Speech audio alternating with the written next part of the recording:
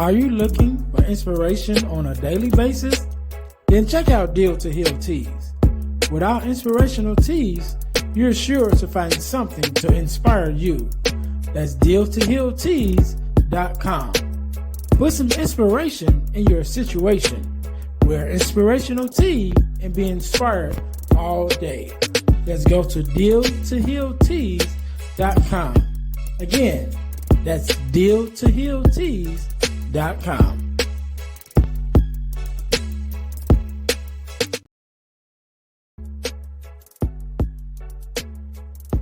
guys, if you're enjoying this podcast, then I know you'll enjoy the Deal to Heal with E. James podcast. I'm your host, Ernest James. And on my podcast, my guests and I discuss topics and ways to help us to heal in every area of our lives. I believe that everyone can and should live a life that is whole, healed, and healthy. And therefore, I'm on a mission to help people to deal, heal, and fulfill, to deal with their problems, heal from the pain, and to fulfill their purpose. So check out our podcast. We're on Google Podcasts, Spotify, or even on Audible. And if you want to watch the podcast, check us out on our YouTube channel at Deal to Heal with E. James Podcast. Until then, see you soon.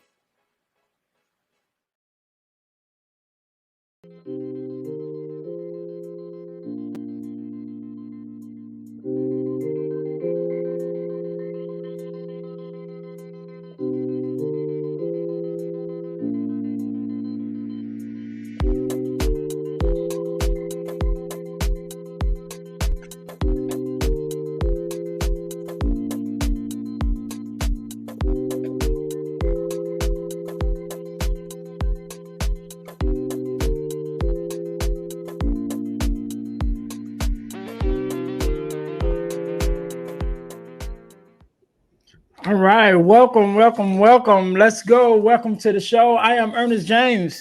I'm Ervin James. This is the Earn Erv Podcast, where we're talking family, faith, fatherhood, and a little bit of foolishness mixed in between. And our mission is to have the conversations that have strengthened our communities. So I believe that a strong family is the foundation of a community. All right. First of all, let me say thank you guys for tuning in once again to the Earn Erv Podcast. Do me a favor, if you haven't already, make sure that you listen, like, subscribe, and share to our podcast on all of our social media platforms. Also, make sure you guys check out and subscribe our new YouTube channel. It's the Deal to Heal Podcasting Network on YouTube. We actually changed one of our podcast page. It used to be the Deal to Heal with E. James podcast page only, but now that we've switched over to the Deal to Heal Podcasting Network, where not only can you find our podcast, but you can find some of our other podcasts that is there also, including the Deal to Heal with E. James podcast, the Girl Dad Discussions podcast, and the Faith Walk Love Talk podcast is also there. So we have several podcasts that is there on our new YouTube channel, which is the Deal to Heal Podcasting Network. So make sure you guys go and check that out. All right. So Ervin, how you doing today, man? How things going? Oh man, things are going all right. Things are looking up. So, brighter days are to come. So I'm feeling good. About yourself? I'm good. I'm actually looking forward to next weekend. I'll be going to Atlanta for a speakers conference. So I'm looking forward to that, to going there to work on my speaking business and even being able to, get that going the way that I wanted to. Definitely to my listeners, you guys can check that out. Check me out. I know we mentioned it later on in the podcast of our websites. So me as a speaker, to be able to hire me as a speaker to come out to speak to your students or your organization, or even do some workshops for you, right? So that's under the Deal to Heal brand. So it's dealhealfulfill.org. That's dealhealfulfill.org, where you can learn more about me as Ernest James, as a podcaster, speaker, and author. and where my personal mission is to help people to deal, heal, and fulfill, to deal with their problems, to heal from the pain, and to fulfill their purpose. And so, I'll be going to Atlanta next week I'll be going to Atlanta next week for the first conference that I've been to. They've had many before, but it's actually going to be my first one, going to the speakers conference and learning more about the speaking industry and how to get, that business up and running the way that I want it to. So, I'm looking forward to that, man. Really looking forward to that and see how that goes. So, yeah, I'm excited about that. Yep. So, growth, man. Growth. Huh? I said that's good. That's growth. Oh, definitely. But you got to pay to play. You know what I'm saying? And so I had to get my coins together to make this trip. But it's all good. It's all good. I'm expecting some great things to come from it. So our product of the week, man. So as you guys know, we are a self-sustained podcast, and one of the ways that we stay on the air is by bringing you guys amazing products for you to purchase in order for us to stay on the air. And so our products of the week this week is our podcast merch, right? So it's our podcast merch. For those of you can see, we have our podcast t-shirts on here. You can see we have our Girl Dad Discussions podcast t-shirts and also our Deal to Heal with E. James t-shirts. We haven't put up the Earn Erv podcast merch yet, but it's still available. But it's on our Deal to Heal tees.com, which is our inspirational t-shirt line website. So it's on that same website as the Deal to Heal tees. That's Deal, the number 2, healtees.com. Put some inspiration in your situation. We're an inspirational tee and be inspired all day. That is our tagline for our inspirational tees. So make sure you guys go there and check out our podcast merch, but not only our podcast merch, but the other inspirational tees that we have available there. So make sure you guys go there and check that out, right? So that is our product of the week. And also, if you guys ever thought about starting your own podcast, I want you guys to go to I'm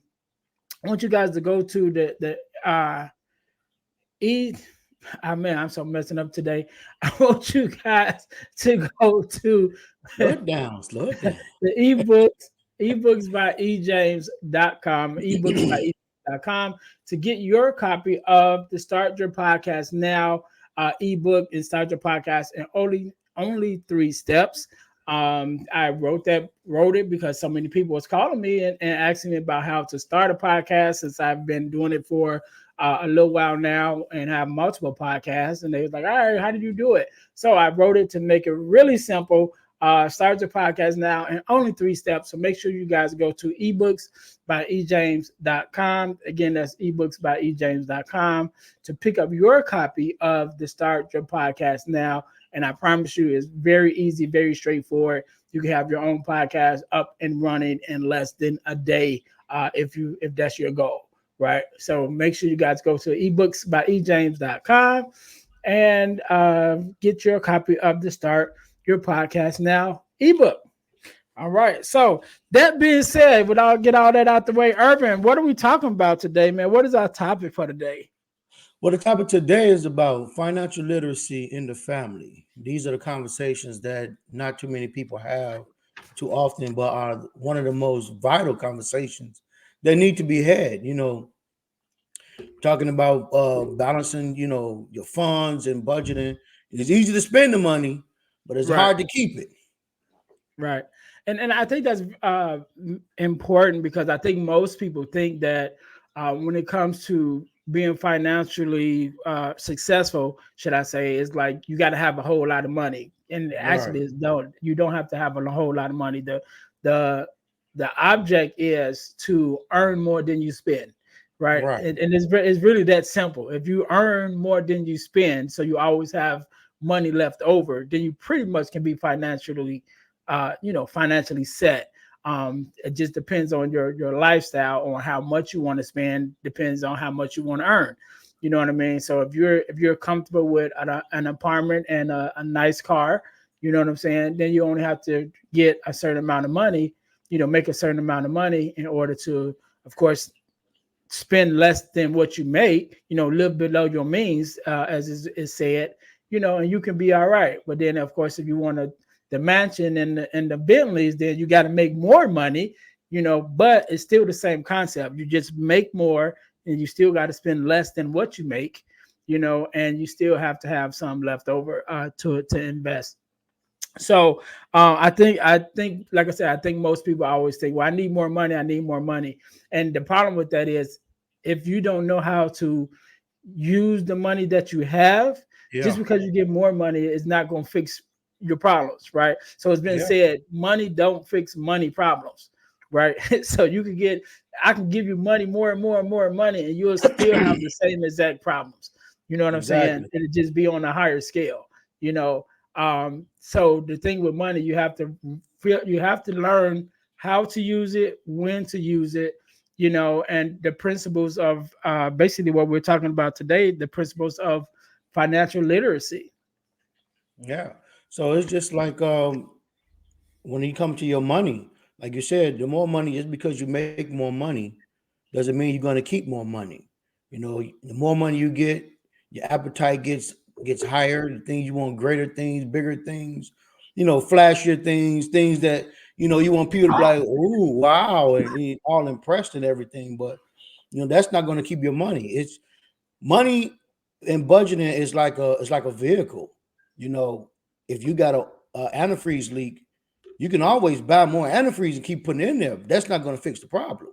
Mm-hmm. You got to fix the problem to make the antifreeze sustain the way it's supposed to sustain.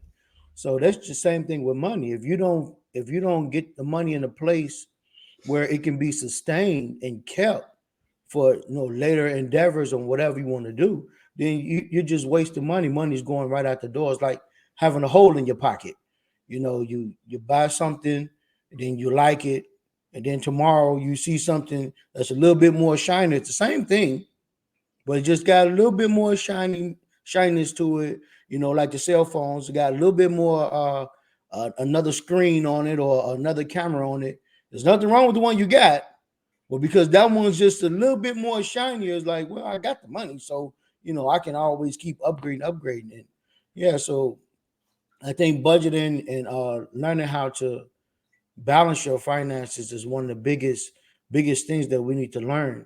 And I'm glad that growing up poor, when you don't have much, it teaches you how to preserve what you have. When you grow up and you never had to work for anything and money was always available, you kind of treat it like it's nothing, but you don't really understand the value is in budgeting and being able to, keep something to the side like an emergency fund. Who talks about an emergency fund? Not too many people. They talk about a savings and they talk about checking, but they don't really talk about emergency funds. So I'm gonna ask you, how much you think would be a comfortable number for what we would consider an emergency fund?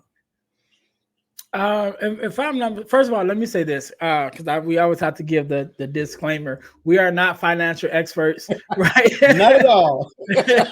We are not financial experts, and this is just for conversation and our own personal opinions, and how to use your finances and things like that. So this is just our personal opinion. We are not giving financial advice. We are not financial advisors. But no degrees in that place. Right. If I was, I probably would have more money than I got. Yeah, I'm telling you. So I think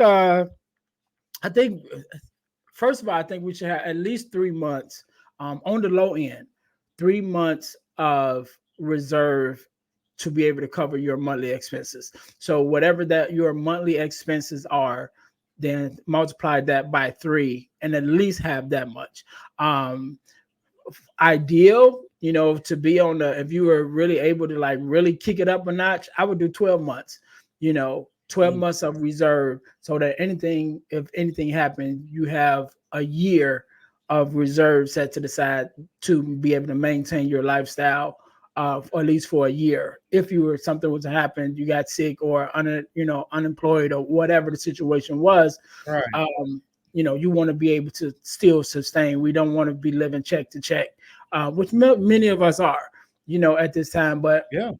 that's the goal. The goal is to have the reserve put to the side to be able to cover your monthly expenses. And now that's also, let us say, that's separate from your savings. You know what I'm saying? Like that's not your savings. Like, oh, well, I'm saving. No, that's to cover your monthly expenses. You know what I'm saying? That's what that's for. Yeah, Your savings is a whole nother. Yeah, your savings is a whole nother thing. Because I know I have some people be like, hey, well, I'm saving to get this and I'm saving to do that. And I'm like, okay, but you know what I'm saying? Your savings fund, your savings, and it's just like your bank account. Your checking account and your savings account can't be the same account. You know what I'm saying? Because they cancel each other out. One of them is made for you to spend, and one of them is made for you to save. So if they're the same account, you know what I'm saying? You're not accomplishing neither one of them. You know what I'm saying? Right. So your expense account, rainy day fund, whatever you want to call it. I don't even want to say rainy day fund too. So we know the power of words, so we can even change the name of it. Call it financial reserve if we want to, because the rainy day is like, okay, you saving for something bad to happen. So we just even change that language, because we're not saving for something bad to happen. We're saving for something good to happen. And the good could be whatever it is. You know what I'm saying? Maybe I just decide to take off a year. You know what I'm saying? I don't have to, lose my job or whatever for it to be like, all right, now I got to tap into this reserve fund. It could be simply I just decide to. I decide I want to go to Europe for a year and travel the world. Which some people have some people have done. So we want to have that. What do we say? Financial fund. I don't even know what I just said to call it, but definitely not rainy day fund. Whatever you call it, whatever you call it, live your life fund or whatever. Money right now fund. Yeah, but we want to have that set to the side, to be able to maintain our lifestyle at least 3 months on the low end. To start with, I would give my opinion. I don't want to say I would advise. I'm not going to say advise, but I would suggest that you have at least 3 months of reserve, of financial reserve, to be able to maintain, in case of whatever. But if you can get a year's worth of finances set to the side for that, that'd be awesome.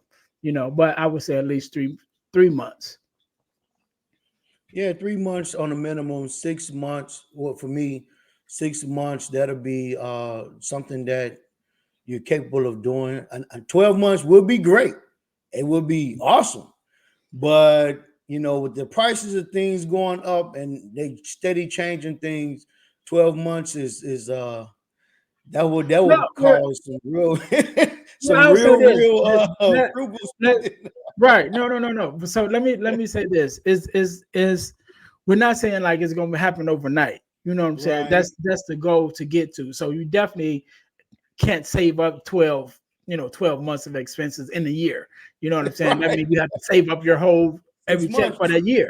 You know what I'm saying? So, but it's the goal, that we're trying to get to. So, once we start that process and doing that, we eventually will get there.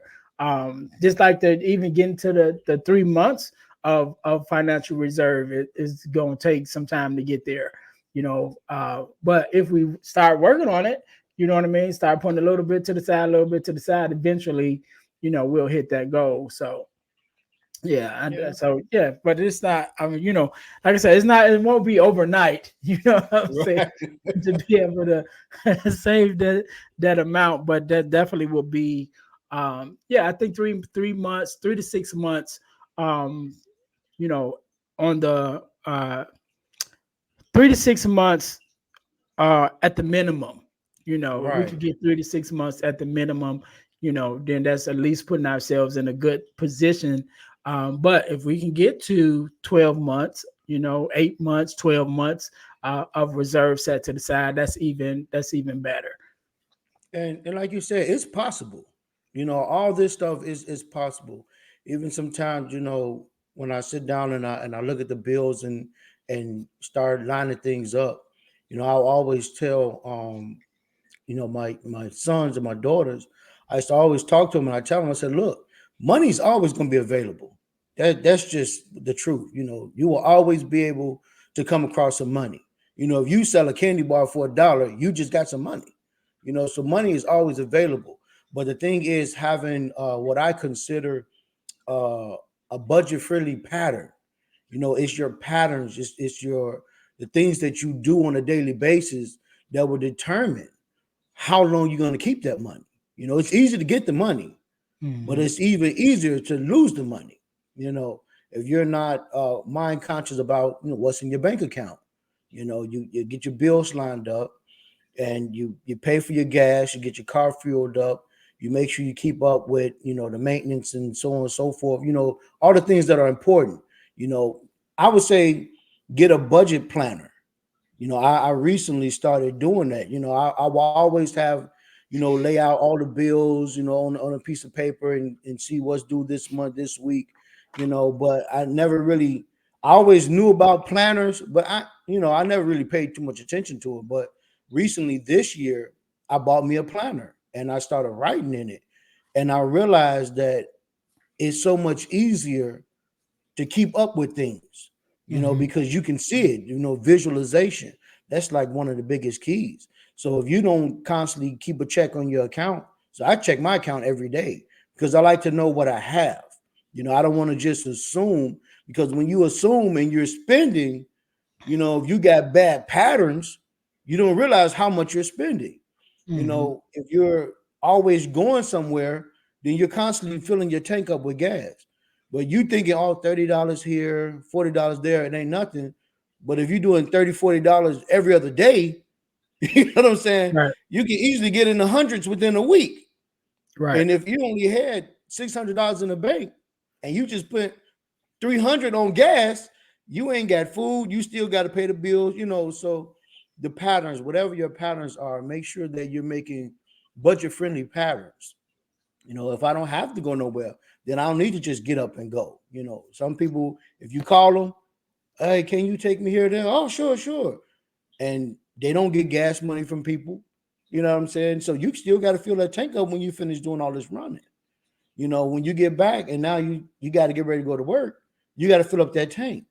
So now you're looking at what's in your bank, and now you got to decide, how much am I going to put in the gas tank, and will I still be able to pay this bill that came up?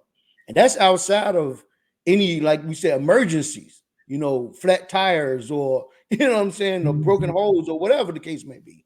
You got to start making budget-friendly patterns. That's what I think. Yeah. And things been harder, things has gotten harder because they've gotten easier, right? So my saying used to be years ago, the way that I keep money in my pocket is by keeping money out of my pocket, right? So I would carry only a certain amount, probably like $100 a day. I would keep $100 in my wallet, right? And then everything else was in the bank. And so I will only monitor that $100, like how I spend that $100, right? And so that was my way of keeping money in my pocket, because I knew, okay, I only have $100, to work with. So if it's not necessary, then I wouldn't spend it, But things have gotten easier now because we have the debit cards, right? So it's easier just to swipe, and then before you know it, like you said, if you're not being mindful of how many times you swipe or what you swiping on, especially with the prices, a Happy Meal, value meal, every day, that's $12 to $20 a day just on one. And we're not even talking about, if you get a value meal for lunch and then one for dinner on the way home, so you spend about $40 a day. So by the time you get to the end of the week, you're in $200-$300 a week just on food, and you're not conscious of it because you're just swiping. Oh, I know it's in there, swipe, and so I might even have to get back to that mindset of, you know what, I'm going to use cash, for the week. Like I got this $100 for the week in cash, and that's what I'm gonna use. And so I budget this $100 to get me through the week. Of course, there are some things that you have to set aside for, like gas. You got to get gas. Mhm.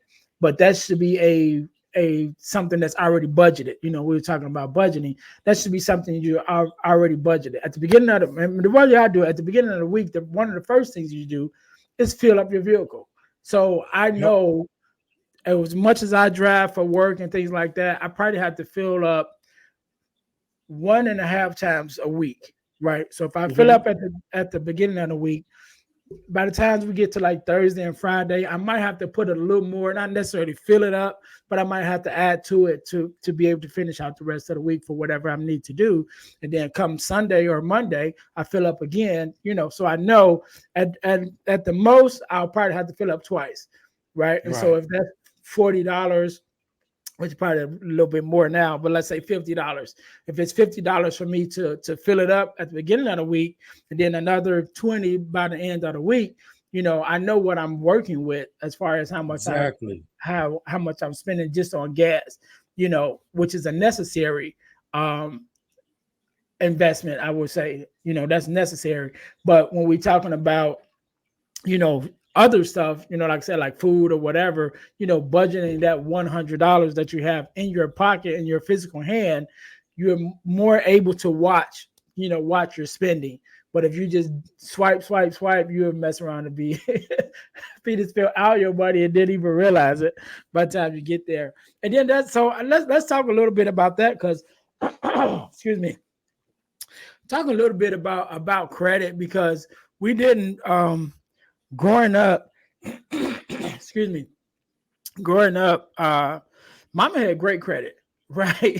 Mama A1. had great credit. And I remember she actually went with me and you when we bought our first cars. I don't even know if you remember that. When we went to that one spot, we bought Oh our yeah. first cars, and she co-signed for me and you at the Of same South time. Chicago.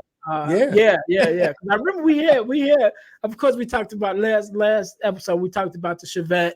You know what I mean? So we had Yeah. cars that we had paid cash for. Right. Over the times. But as far as getting our first car that we had to get a loan for, um, Mama co-signed for both of Yeah. us. On the Both of same us. day actually. But I don't think there were some things that we learned later, that I don't even think Mama knew, even to the Mhm. point of not necessarily co-signing, but what they call the trade lines, or what is the word when you put somebody on your account? I can't think of the word, Um, what the word is. Um, Authorized users. yeah, authorized users, right? And so for those of you who don't know, like we didn't know at that time, if you have great credit, you can put someone on your credit as an authorized user, and they basically will get your credit history, but it will be attached to their name, right? Right. And so when you give them, sign them up as an authorized user, that gives them the same credit score that you have, basically, um, and it also will give them access to your credit with a credit card in their name, Mhm. but you don't have to give them the credit card. You know what I mean? So it's a great way to start your kids off. Right. Especially like if they get like once they hit like 16, Great way. 17, I think you could put them on Yep. as an authorized user at that age. 16. So that would give Yeah. them, if you do it at, I think 16. So if you Yeah. put them on 16. at 16, and again, don't give them your credit card, right? we just giving them our credit history by making them authorized user. But when you sign up for authorized user, they will send you a credit card with their name on it. But you Mhm. keep that in your possession. But if you do that Please when keep they're it. 16, by the time they're 16, 17, 18, 19, where let's say 20, by the time they get to 20, where they're ready to actually start building their own credit and learning how to use it, they already are starting off with a great credit score. Now, let me Right. say this: if your credit sucks, Don't put your kids on there. You know what I'm saying? Don't put your kids on there and mess their credit up, and don't go get credit cards in their name and jack their credit up. Okay, so let's get that Exactly. out the gate, because Exactly. coming up, that was big when we were coming up. You by the time you get 18, you get cars in your name and everything, and you're like, I'm just getting started. I'm already in debt. You know, Right. that's You know that light bulb went off as soon as you said that. Oh yeah, I can. No. We ain't trying to do that. right. We trying to be smart. We trying to make good decisions. And it's crazy because it seems like the more technology we have, it's almost like they really trying to set us up. Like you said, when you keep $100 in my pocket, I know I only got $100 in my pocket. That's what I got to work with.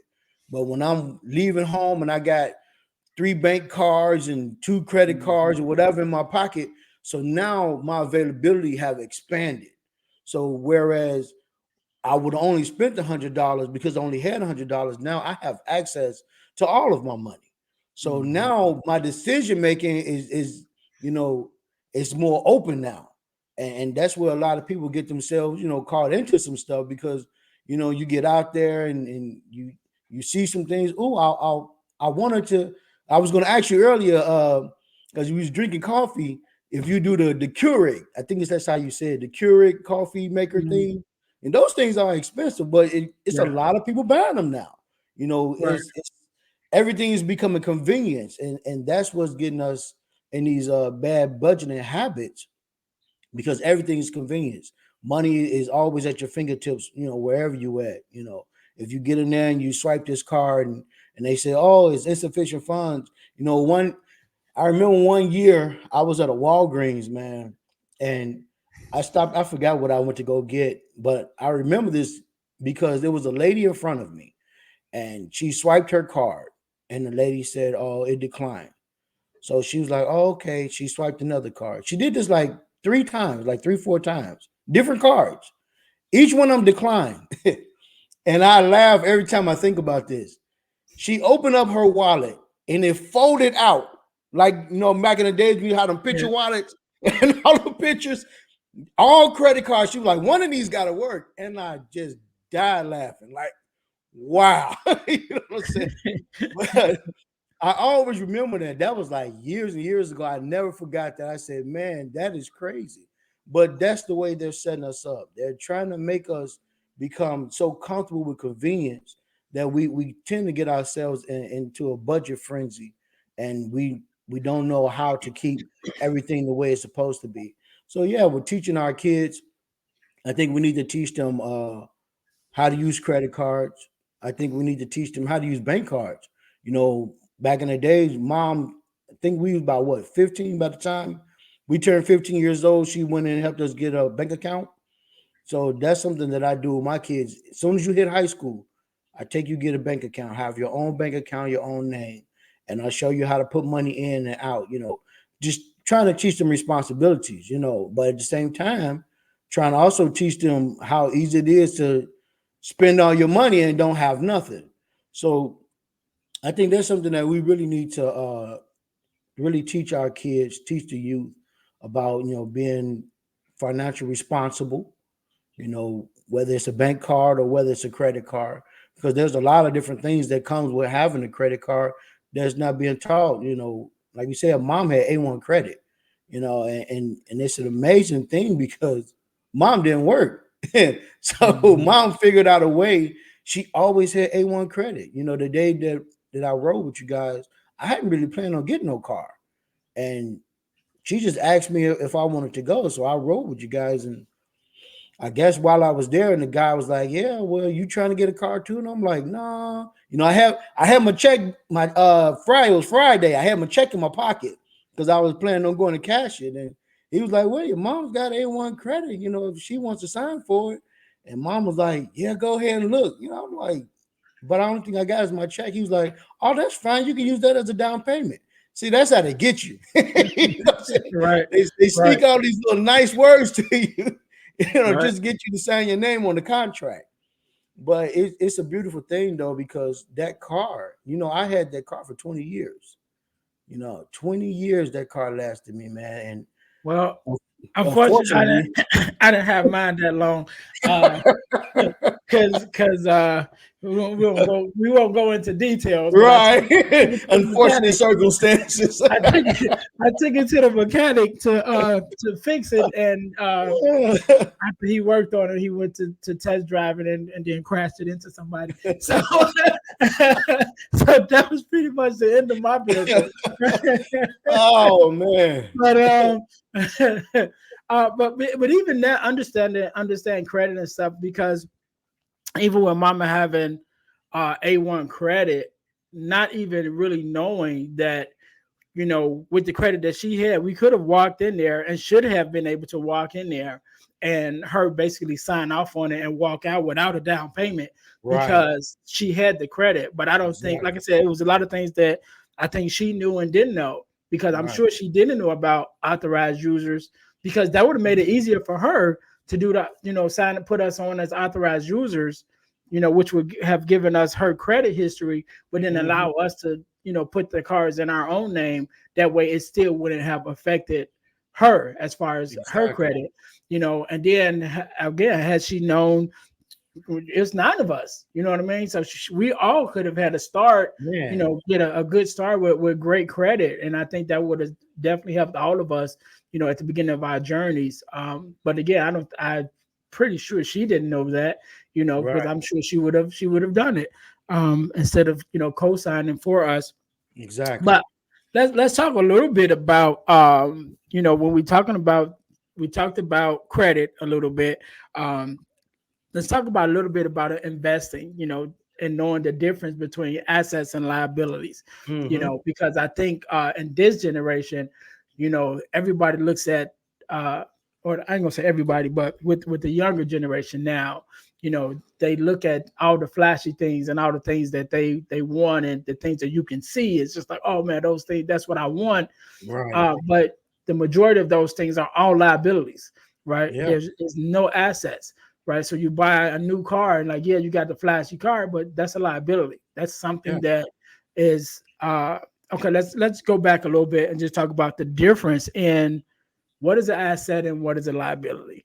Right. And so in layman's terms, an asset is something that brings you money, It brings in money.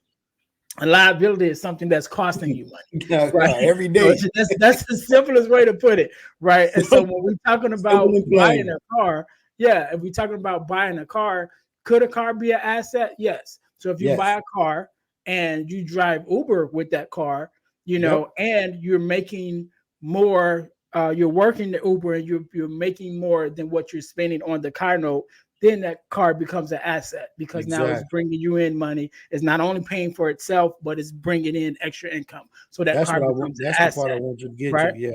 So if you're buy a new car and you only use it to drive around and be flashy, then it becomes a liability, because you're paying for that.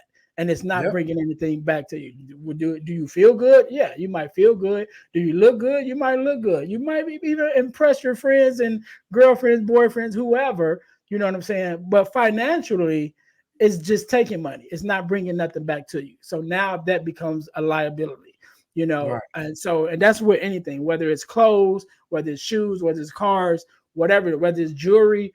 If you're spending money on these things, and those things are not adding money back to you, then those things are all liabilities. If you are investing, which is the appropriate term, if you are investing that money into something that's going to bring money back, then now you are, that's an asset. So it's also like the difference between buying a house and buying a apartment building, right? And so just so those of you who don't know, especially if you are a first-time home buyer, the loan that you get to buy your first home generally is the same loan that you can get to buy an apartment building up to 4 units.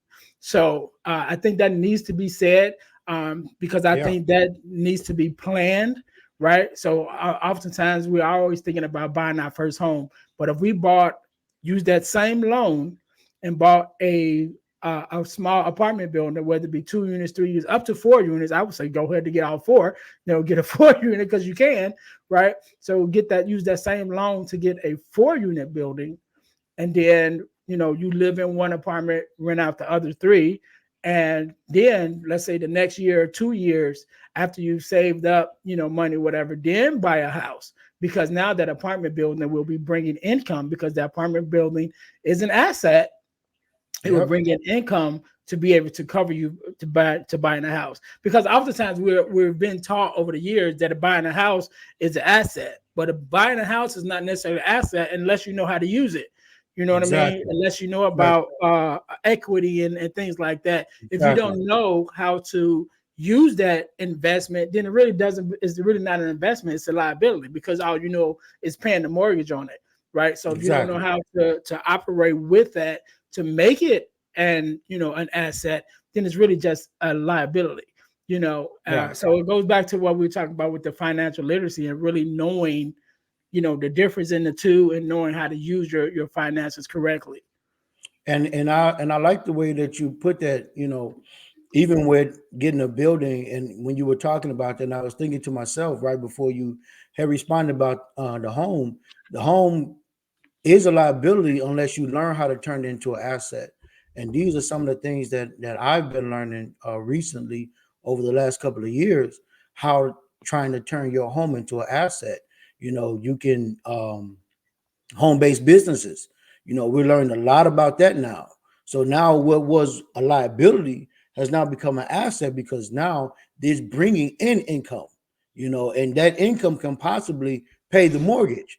Like you said, anything can be a liability, but you can turn it into an asset when you're making money from it and the money is paying for it. And you're able to also have some income put to the side as a safety net. So that's when that liability now turned into an asset.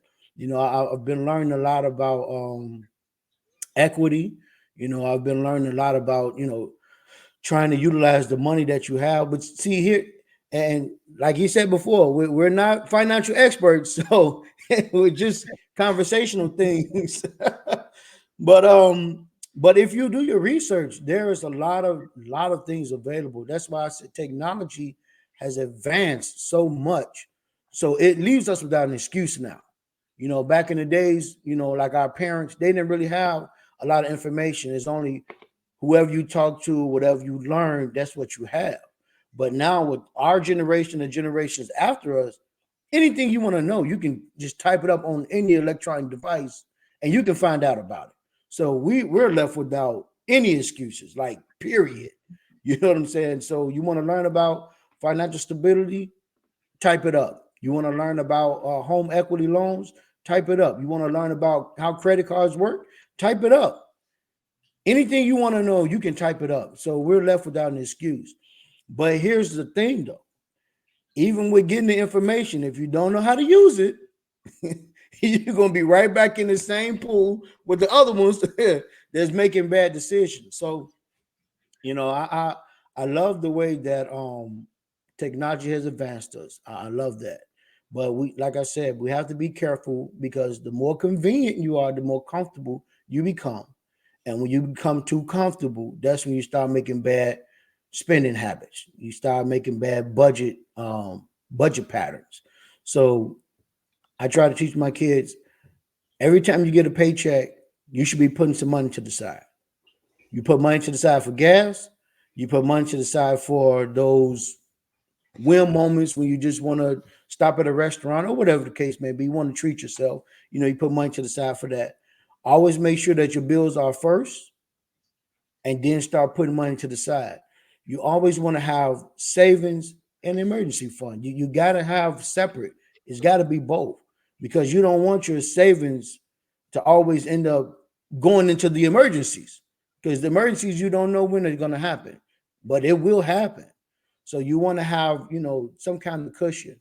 And so saving up is real good. 3 to 6 months is perfect. 12 months, phenomenal. Man, if I can hit that 12-month mark, oh my goodness, everything is going to change. But you got to have a plan. Don't just have money and don't have no plan. They have that saying, if you fail to plan, you plan to fail. Mm-hmm. And that holds with anything in life, whatever it is, whether you start a company, whether you want to purchase your first home or your first car, whatever it is. If you don't have a plan, and that plan has to include some kind of budget, then you're going to find yourself in a pickle, as they say. Right, right. All right, all right. I think we talked about enough for today. I definitely would, give some value to our listeners, and hopefully that you guys got some value out of everything we've been talking about today. Talking a little bit about financial literacy, and again, we're not experts. We're just kind of giving our opinion and some of our experiences. So definitely make sure that you guys, look into learning more yourself. Like I said, with the internet, everything is at your fingertips. Every information that you want to know is at your fingertips. And the difference between knowledge and wisdom is how you apply it. Right. Exactly. So you have the knowledge. The knowledge is at your fingertips, but the wisdom is learning how to use it. So make sure that you guys, and you're getting the knowledge, you also get wisdom along with it. So yeah, learn how to get the money, but the wisdom is going to let you know how to spend it, save it, and invest it. Definitely want to invest it. That's the key to bring in, to make your money work for you. Not just to make money, because if you just make money, that's only going to get you so far. Because if we talk about, which we didn't get into, talking about streams of income, and we, as when we get into that part of it, we start talking about having multiple streams of income. We realize that the first stream of income is earned income. So that's the money that you physically have to go out and work for. But then after that is when we talk about other streams of income, is how can you use that earned income to start making money for you, to start making other streams of income that you don't physically have to work for. It may take some physical in it, but you're not working like by the hour. Let's say if one of your things is writing books, which we'll talk about the ebooks after this. But if one of your things is writing books, it will take some effort for you to write the book, right? But once the book is written, then it's marketing and things like that to actually sell it, and then now that book becomes an asset, because now it can bring in money without you physically. It's like once you write it, you don't have to keep writing it. You know what I'm saying? Right. It's written. Then now it's a matter of selling it and marketing and things like that. And that way, you can now have another stream of income. So speaking of which, didn't mean to get all into that, but speaking of which, streams of income and books, make sure you guys go to ebooksbyejames.com.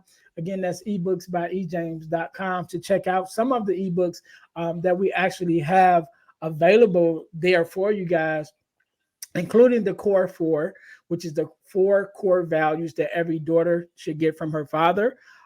Forgiving Me, the 3 steps to self-forgiveness, and the book From Males to Men, which is a male mentoring ebook. All of those are also there, as well as the Start Your Podcast Now ebook is also there at ebooksbyejames.com. So make sure you guys go there. And there's an opportunity for you guys. If you guys really like the ebooks, which I'm sure you will, you can also become an affiliate. There's a way right there on the page to become an affiliate of the ebooks. That way, when you suggest them, of course, those who knows how affiliate links work, when you sign up for it, you'll get your own special link. And when you send your friends and family or just to whoever to look into the ebooks, if they purchase an ebook after going through your link, then you will get 50% of whatever they spend. So if they spend $100, you'll get $50 out of that 100 will go straight to you with no effort on your own. You didn't have to write the ebooks or anything. So like I said, if you know how affiliate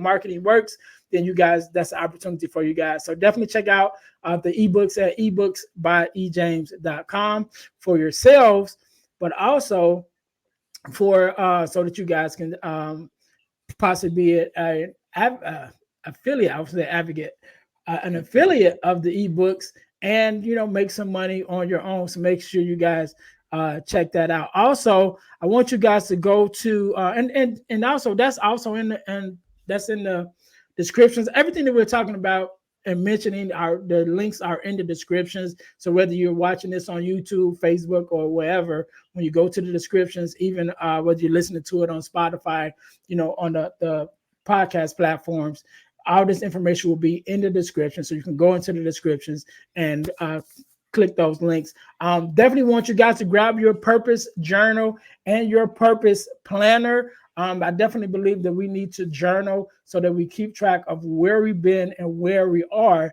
as well as planning for our future. So make sure you guys get the purpose journal and purpose planner, because I believe that we were born and created on purpose, for a purpose, and with a purpose. So make sure you guys grab that. Again, those are available on Amazon, but the links will be in the description where you guys can grab that also. So that being said, Ervin, we had a great discussion today. Definitely, we've definitely have to get it talking about the streams of income on an upcoming episode. But I think that we'll at least get the conversation started with the financial literacy. So that being said, we had a great conversation. Any words of wisdom or something to leave our listeners with before we get out of here? All right, for the listeners, like I said, get you a planner, order you the purpose journal, so you'll have something to write down your journey, where you're going. But also make it a habit to set yourself up a budget. Get some budget friendly habits, some budget friendly actions, and that'll set you up for the future. If you set yourself up right now, then when you get down the line, you'll be better off than where you are now. So set yourself a budget and make a difference.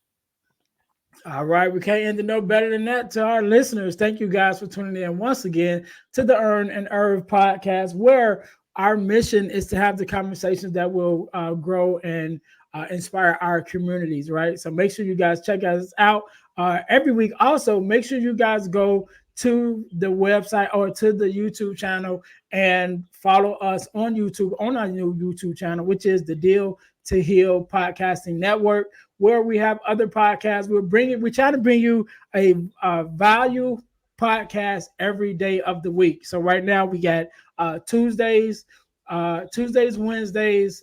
Yeah, Tuesdays, Wednesday, Thursday, and Friday covered. So we just got to get one more for Mondays. But if you go to the YouTube channel, the Deal to Heal Podcasting Network, we have a valuable podcast dropping every single day. An episode of a podcast is being dropped. So make sure you guys go there and check us out. So until next time, again, thank you guys for tuning in to Earn and Erv Podcast. Until next time, you guys be blessed. Be blessed.